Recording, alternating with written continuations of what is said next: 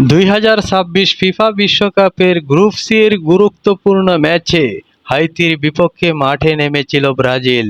শুরু থেকেই বলের দখল ও আক্রমণে অধিদপ্ত দেখায় সেলেসাওরারা। ম্যাচের 23 মিনিটে প্রথম গোল করে ব্রাজিলকে এগিয়ে দেন ম্যাথিউস কুনহা। এরপর 34 মিনিটে নিজের দ্বিতীয় গোল করে ব্যবধান দ্বিগুণ করে দেন তিনি।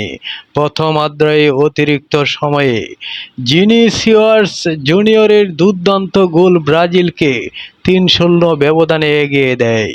দ্বিতীয়ার্ধে হাইতি ঘুরে দাঁড়ানোর চেষ্টা করলেও ব্রাজিলের শক্তিশালী রক্ষণভাগের সামনে কোনো সুযোগ তৈরি করতে পারেনি।